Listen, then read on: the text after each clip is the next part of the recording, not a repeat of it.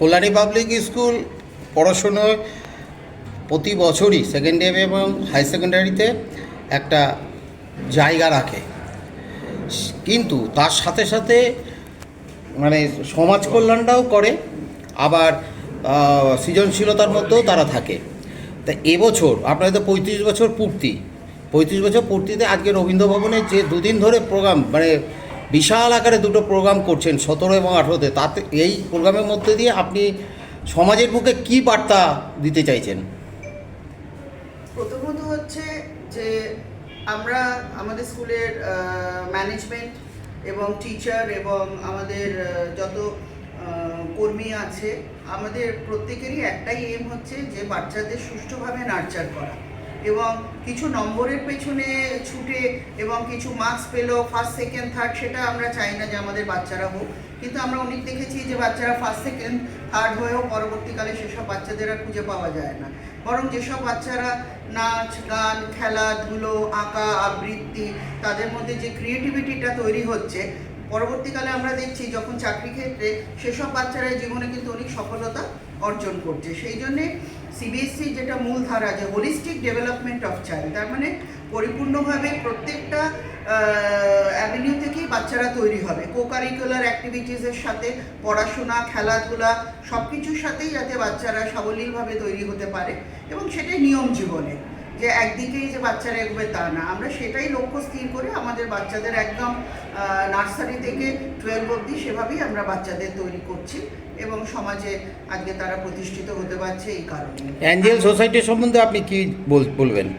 Angel education society হচ্ছে সবথেকে পুরনো সোসাইটি, এবং আমাদের কল্যাণী যে স্কুলটি, কল্যাণী সেন্ট্রাল মডেল স্কুল, প্রায় আজকে 55 বছর স্কুলটি হয়ে গেছে, এবং স্কুলটি প্রথম প্রতিষ্ঠা করেছিলেন আমাদের যিনি কর্ণধার শ্রী রুদ্রবীর রয়ের বাবা শ্রী চিত্তরঞ্জন রয় এবং শ্রীমতী গৌরী রয়। আজ তারা নেই, শ্রীমতী চিত্তরঞ্জন রয় এবং শ্রী চিত্তরঞ্জন রয় এবং শ্রীমতী চিত্তরঞ্জন রয়, কিন্তু তার ছেলে শ্রী রুদ্রবীর রয় বাকি 5টা স্কুল আমাদের তৈরি করেছে, যেরকম Central Model School Barrackpore, Kalyani Public School Barasat, কোন্নগরে Mother International School, Kalyani Public School Salt Lake, আর কল্যাণী স্কুল।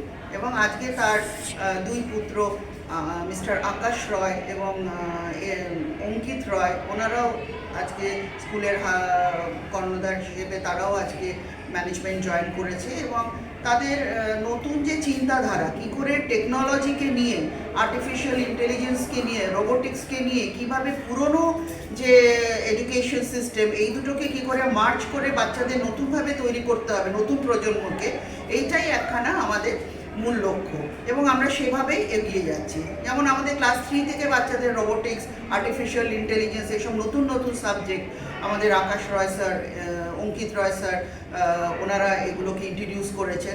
তার সাথে আবার ট্র্যাডিশনাল মেথডও আমরা শেখাচ্ছি।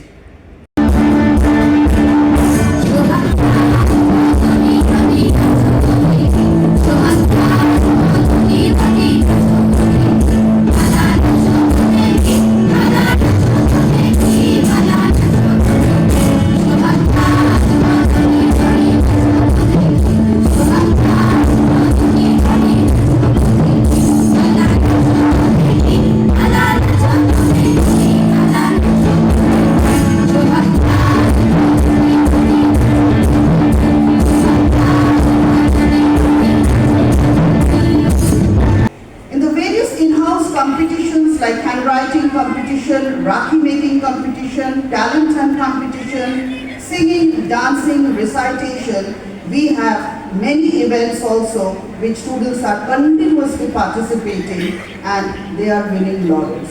So there is a holistic development of a child as per the new education policy. Only academics is not enough. Also with that, the other areas of co-curricular activities in CBSE schools are very, very important, and our students are doing very good.